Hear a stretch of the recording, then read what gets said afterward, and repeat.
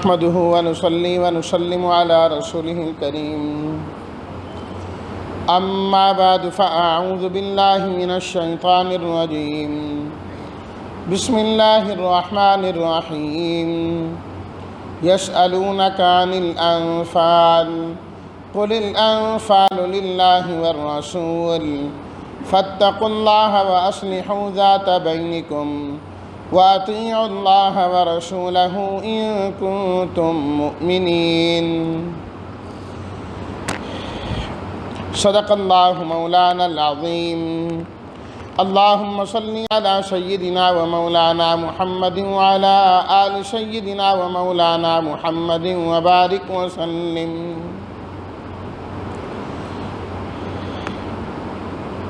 رات تراویح میں سورہ انفال اور سورہ توبہ کا اکثر حصہ تلاوت کیا گیا ہے۔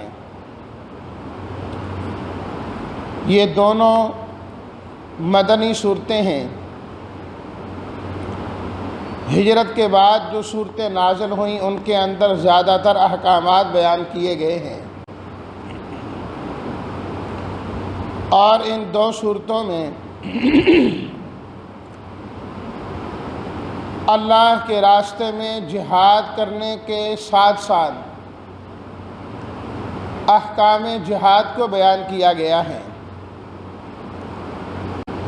اور مال غنیمت کے متعلق اس میں ذکر کیا گیا۔ انفال مال غنیمت کو کہتے ہیں۔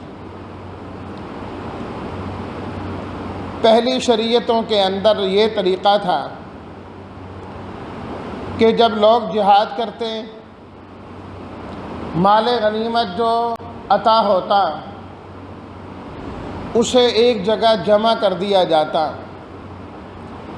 اگر ان لوگوں کا وہ جہاد قابل قبول ہوتا تو اللہ کی طرف سے آگ آتی اور آ کر مال غنیمت کو جلا دیتی، یہ قبولیت کی علامت تھی۔ اور اگر آسمانوں سے آگ آ کر اسے نہ جلاتی اور وہ مال ویسے ہی پڑا رہ جاتا تو یہ نشانی تھی کہ جہاد اللہ کے ہاں قبول نہیں ہوا۔ اسی طرح کا معاملہ قربانی کے متعلق بھی تھا۔ اللہ تعالیٰ نے اس امت کے لیے مال غنیمت حلال قرار دیا۔ آپ علیہ الصلاۃ والتسلیمات نے اپنی خصوصیات جو بیان فرمائیں ان خصوصیات میں یہ چیز بھی تھی کہ وَأُحِلَّتْ لِيَ الْغَنَائِمُ، میرے لیے غنیمتیں حلال کر دی گئی۔ مدینہ منورہ آنے کے بعد جب جہاد کی اجازت ملی، مکہ المکرمہ میں تو اجازت نہیں تھی، تو غزوہ بدر پہلا وہ غزوہ تھا جو اللہ کے راستے میں لڑا گیا۔ اللہ تعالیٰ نے ایسے اسباب بنائے اور پیدا کیے کہ مسلمانوں کو معلوم ہوا کہ حضرت ابو سفیان رضی اللہ تعالیٰ عنہ جو اس وقت ابھی مسلمان نہیں ہوئے تھے، 50 قریشی جوانوں کا لشکر لے کر جا رہے ہیں، اور تجارتی قافلہ ہے جس کے اندر 1000 اونٹ ہیں اور 50,000 دینار کا سامان ہے۔ سارے مکے والوں نے اس میں حصہ ڈالا اس نیت سے کہ جو نفع ہوگا نا وہ ان مسلمانوں کے خلاف استعمال کرنا ہے۔ تو یہ ایک بہت بڑی سازش تھی۔ جب مسلمانوں کو علم ہوا، آپ علیہ الصلاۃ والتسلیمات تک یہ خبر پہنچی، تو اس بات پہ مشورہ ہوا کہ چونکہ ہمارے خلاف استعمال ہونا ہے اور پھر ہماری حدود جہاں ہماری حکومت قائم ہے وہاں سے یہ لے کے جائیں گے، یہ بات تو غیر مناسب ہے، لہٰذا اس قافلے کو روکنا چاہیے۔ آپ علیہ الصلاۃ والتسلیمات نے اعلان کیا، صحابہ کرام تیار ہوئے۔ بعض نے کہا کہ ہماری سواری گاؤں میں ہے، فلاں جگہ ہے، اگر آپ اجازت دیں تو ہم لے کر آتے ہیں۔ آپ نے فرمایا نہیں، بس جو جلدی فوراً تیار ہو سکتے ہیں وہ میرے ساتھ چلیں۔ آپ علیہ الصلاۃ والتسلیمات نے ان کو اپنے ساتھ لیا، کیونکہ مقصد تو لڑائی تھی نہیں، اس قافلے کا راستہ روکنا تھا۔ لیکن قافلے والوں کو بھی علم ہو گیا کہ ہمارا راستہ روکا جا رہا ہے۔ انہوں نے اپنا راستہ بدلا اور مکہ المکرمہ پیغام بھجوا دیا ایک آدمی کے ذریعے سے کہ ہمارے ساتھ یوں ہونے لگا ہے، مسلمان ہمارا راستہ روکنے لگے ہیں۔ اگر مسلمانوں نے ہمارا راستہ روکا اور یہ تجارتی قافلہ اور تجارتی سامان ان کے قبضے میں آ گیا تو مکہ والوں کا تو ککھ بھی نہیں بچے گا، سب ان کے قبضے میں چلا جائے گا۔ ہماری معیشت تو ہمیشہ کے لیے ڈوب جائے گی، کیونکہ سارے مکے والوں کے پاس جو پیسے تھے وہ جمع کر کے ہم نے یہ تجارت کی ہے۔ تو ادھر جب مکہ میں اطلاع پہنچی تو آنن فانن وہاں سے ایک جنگجو لشکر تیار ہوا، تقریباً 1000 کی تعداد ان کی تھی، کہ ہم چلتے ہیں اور مقابلہ کرتے ہیں ان کا۔ اب اللہ تعالیٰ کی طرف سے یہ ہوا کہ جب معلوم ہوا کہ یہ قافلہ تو راستہ بدل کے نکل رہا ہے اور ادھر سے دوسرا قافلہ لڑائی کے لیے آ رہا ہے، تو آپ علیہ الصلاۃ والتسلیمات نے صحابہ کرام سے مشورہ کیا کہ اب ہمیں کیا کرنا چاہیے۔ اللہ تعالیٰ نے تو وعدہ کر دیا ہے کہ جس لشکر کا مقابلہ بھی کرو گے اللہ نے تمہیں کامیابی دینی ہے، تجارتی قافلے کی طرف جاؤ تب، اور اگر تم وہ جنگجو جو لشکر آ رہا ہے اس کے مقابلے میں جاؤ تب اللہ نے کامیابی دینی ہے۔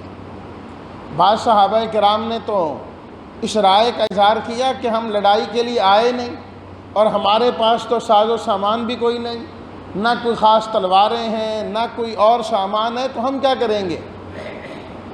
لیکن آپ علیہ الصلاۃ والتسلیمات کی چاہت تھی کہ آج مقابلہ ہو جانا چاہیے۔ فرمایا کوئی اور مشورہ دے، کچھ اور کہیں۔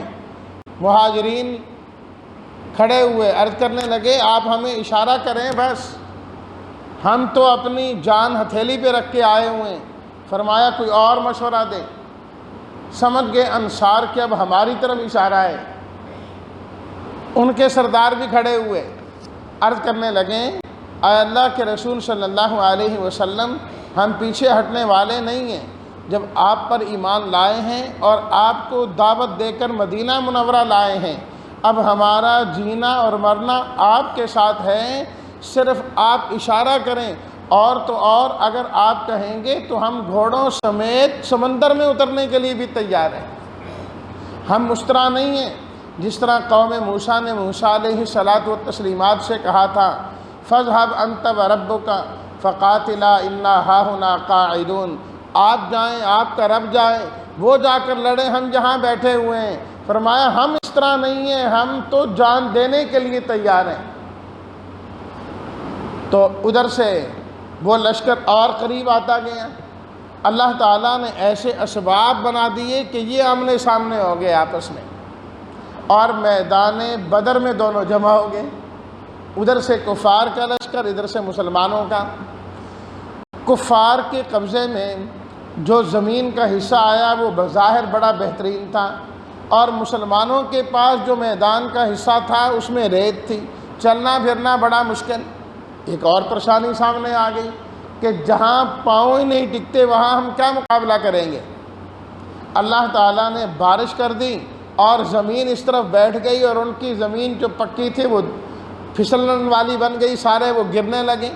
اللہ نے یوں مدد کی۔ صحابہ کرام کو اللہ نے پرسکون ماحول عطا فرمایا، حتیٰ کہ ان پر نیند طاری ہونے لگی، ڈر جو کوئی نہیں، خوف کوئی نہیں۔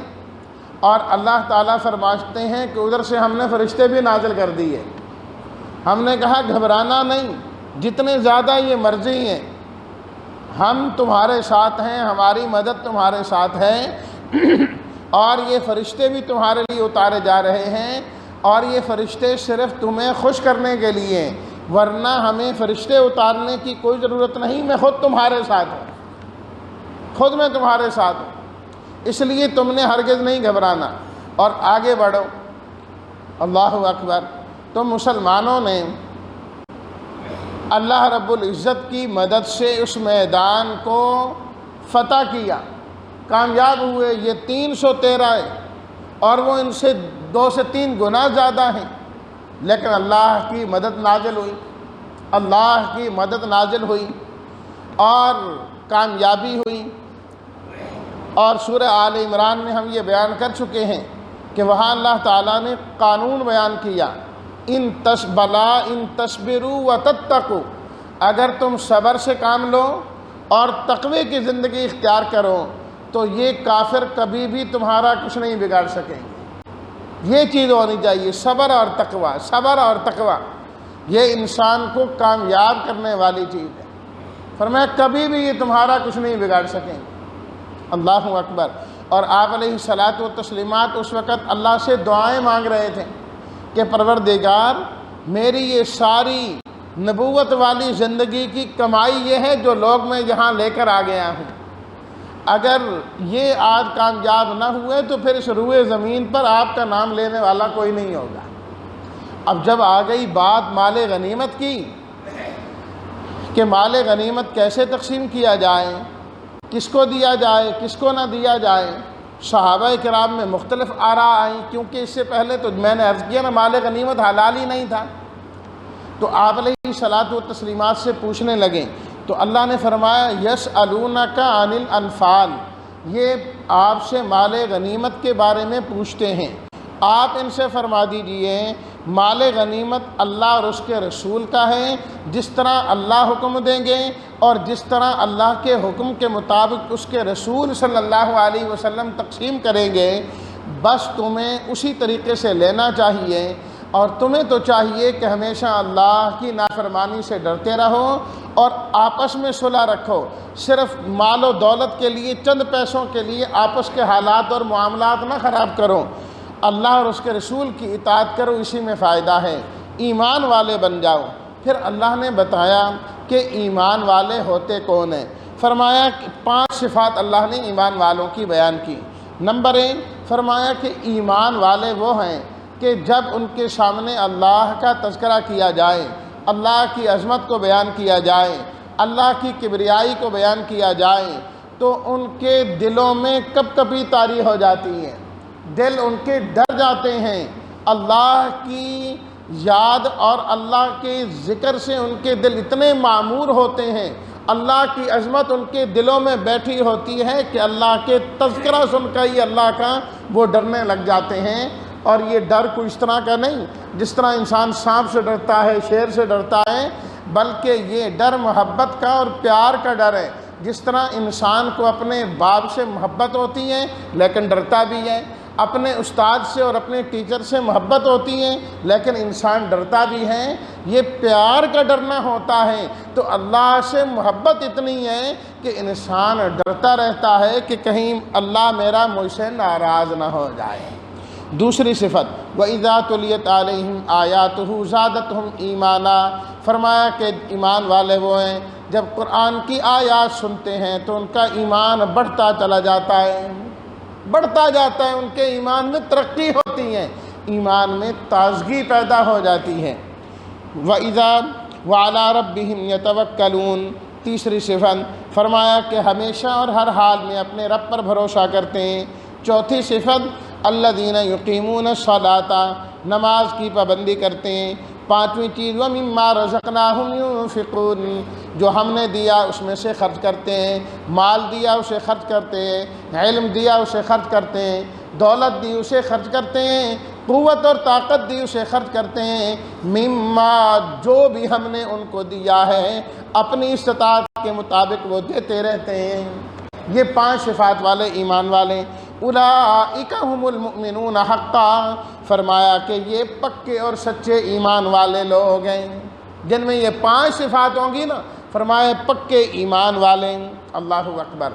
اور یہ تو سورت کا آغاز ہے نا، سورہ انفال جہاں ختم ہوتی ہے وہاں اللہ نے صحابہ کرام کا ذکر کیا، فرمایا کہ ان الذین آمنوا وہاجروا وجاہدوا باموالہم وانفسہم فی سبیل اللہ، وہ لوگ جو ایمان لائے، جنہوں نے ہجرتیں کی اور اپنے مالوں اور جانوں کے ذریعے سے انہوں نے جہاد کیا، والذین آووا ونصروا، اور وہ لوگ جنہوں نے ان ایمان والوں کی مدد کی، اولئک هم المؤمنون حقا، یہ ہیں پکے سچے ایمان والے۔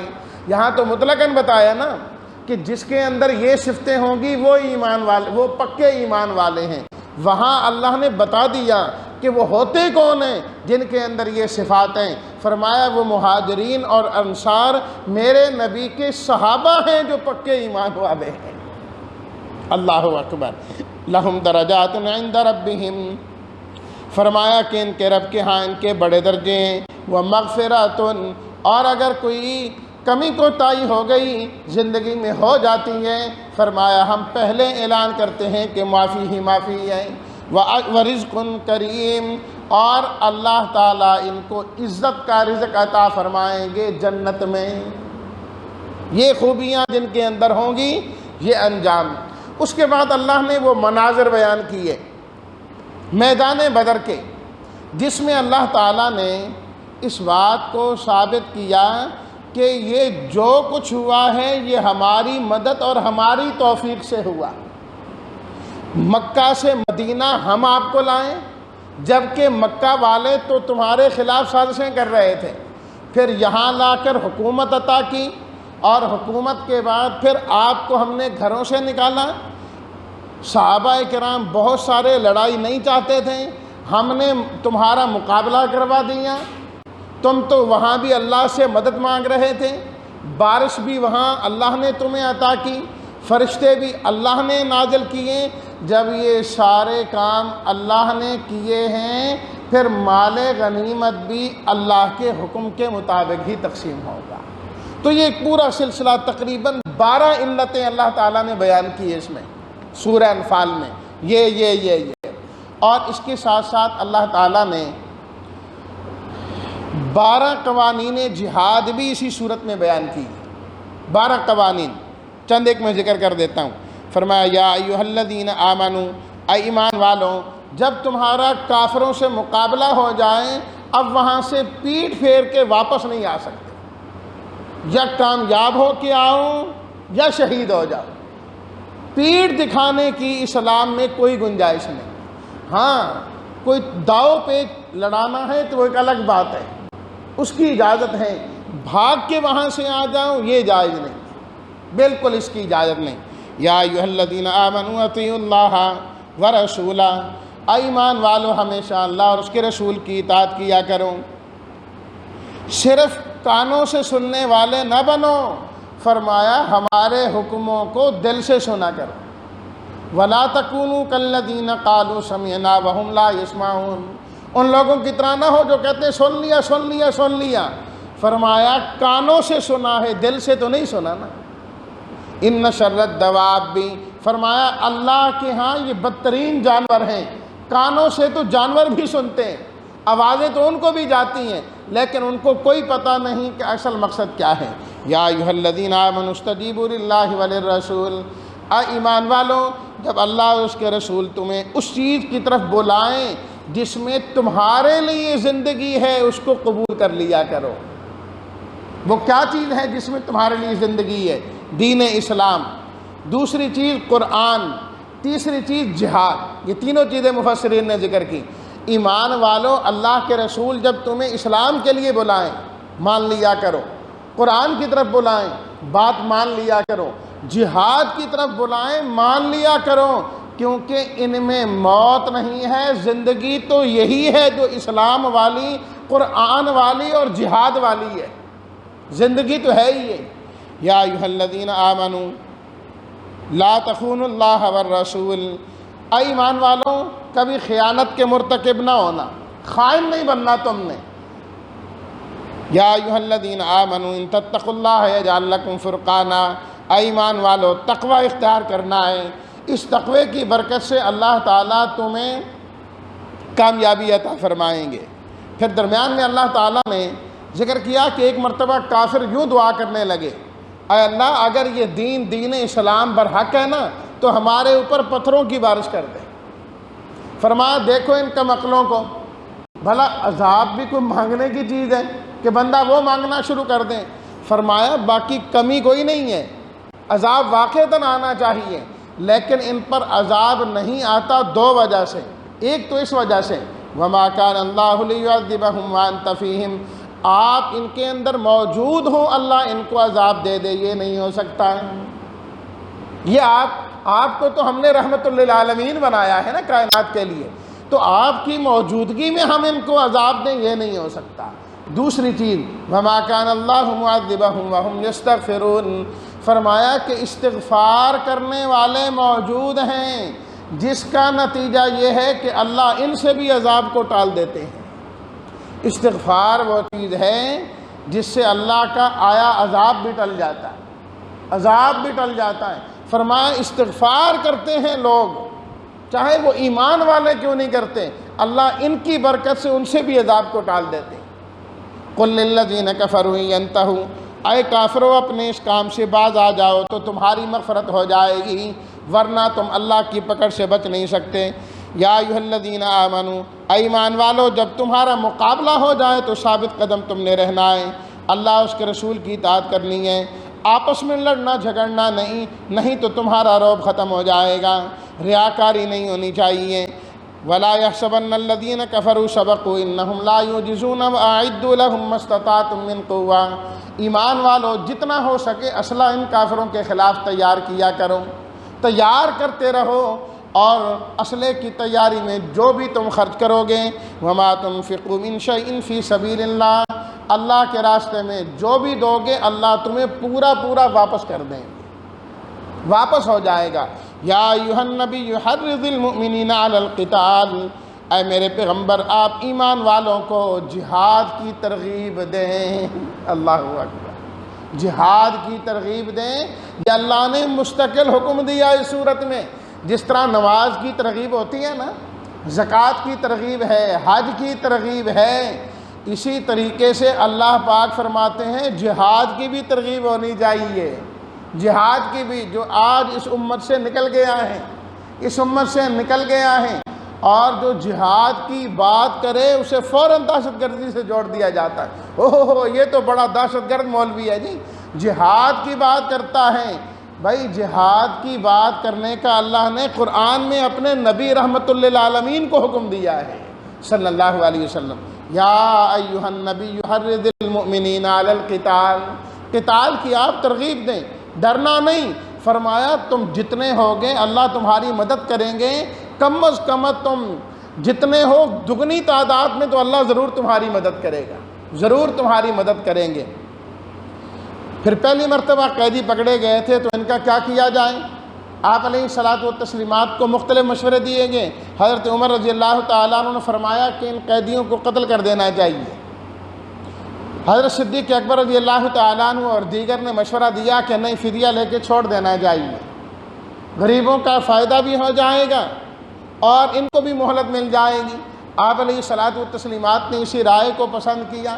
اللہ نے قرآن مجید کی آیت حضرت عمر کی رائے کے مطابق اتار دی، فرمایا یوں کرنا نہیں چاہیے تھا، پہلی مرتبہ قیدی آئے تھے، ان کا کام تو پورا کرنا چاہیے تھا، یہ ہونا چاہیے، لیکن فرمایا کہ ہم نے اختیار دیا لہٰذا کوئی مسئلہ نہیں۔ سورہ توبہ، سورہ برات، اس میں جہاد پر ہونے والے مختلف اعتراضات کا جواب۔ مثلا ایک اعتراض یہ تھا، وقت اتنا نہیں ہے کہ میں اس کی تفصیل کروں، لمبی صورت ہے، صرف ایک دو باتیں اس کے بھی ذکر کر کے دعا کرتا ہوں کہ جی ان کے ساتھ تو نہ لڑنے کے معاہدے ہیں۔ فرمایا یہ لوگ معاہدے پر قائم ہیں، جب وہ قائم نہیں ہے تو تم بڑے وفادار بنے پھرتے ہو، تمہیں بھی کوئی ضرورت نہیں، ہاں جو عہد پر قائم ہو تو تم نے بھی ان کے ساتھ عہد پر قائم ہونا ہے۔ ایک اعتراض یہ تھا کہ یہ تو ہمارے رشتہ دار لگتے ہیں، ہمارے قریبی لوگ ہیں، تو ہم کیسے لڑیں؟ فرمایا انہوں نے کون سا کوئی رشتہ داری کا تمہارا خیال کیا ہے؟ وہ بھی تو مکے سے چلے نا لڑائی کے لیے، وہ تمہارے رشتہ دار نہیں تھے؟ جب وہ لڑائی کے لیے اور تمہیں قتل کرنے کے لیے آ رہے ہیں تو تمہیں بھی اجازت دی جاتی ہے کہ اپنا دفاع کرو اور مقابلہ کرو ان کا۔ اور فرمایا کہ اللہ نے پہلے کسی کو عذاب دینا ہوتا تھا اللہ فرشتے نازل کرتے تھے، اب اللہ نے جس کو عذاب دینا ہو اللہ اپنے بندوں کو ان پر مسلط کر دیتے ہیں۔ قاتلوہم یعذبہم اللہ بایدیکم، ان سے لڑو، اللہ تمہارے ہاتھوں سے ان کو عذاب دینا چاہتے ہیں تاکہ ایمان والوں کے سینے بھی ٹھنڈے ہوں نا، ٹھنڈے ہوں ان سے۔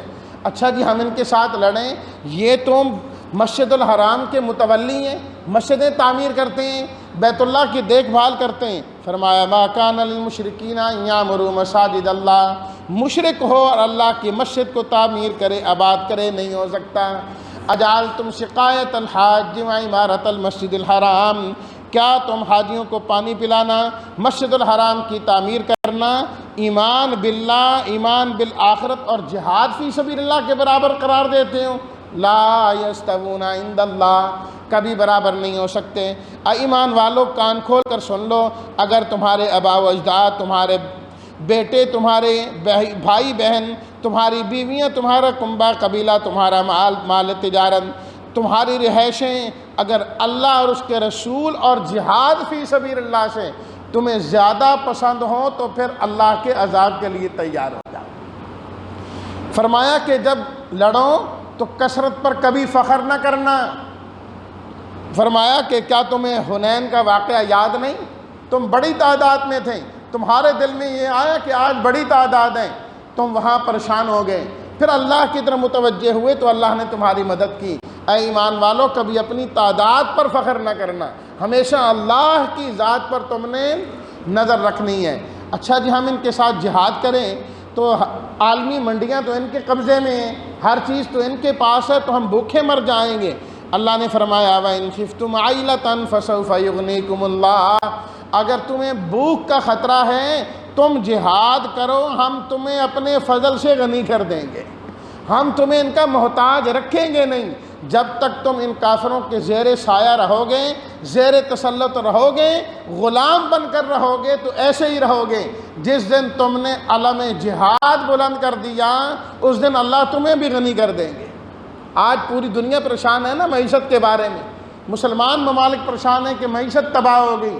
اللہ نے معیشت کے حل کا طریقہ یہ بتایا کہ تم مجاہد بن جاؤ، جہاد کرنے والے بن جاؤ، ہمارا وعدہ ہے کہ تمہاری معیشت ٹھیک ہو جائے۔ اور پھر اللہ نے کہا دیکھو میں نے کس طرح اپنے پیغمبر صلی اللہ علیہ وسلم کی مدد کی جب وہ غار کے اندر تھے۔ غار ثور کا ذکر کیا اللہ نے، فرمایا اللہ اپنے بندوں کی مدد کرنے پر قادر ہے، اگر تم اسی طریقے سے صدیق اکبر رضی اللہ تعالیٰ عنہ اور نبی کریم صلی اللہ علیہ وسلم کے نقش قدم پر چلو تو اللہ آج بھی وہی ہے، اللہ اسی طریقے سے مدد کریں گے۔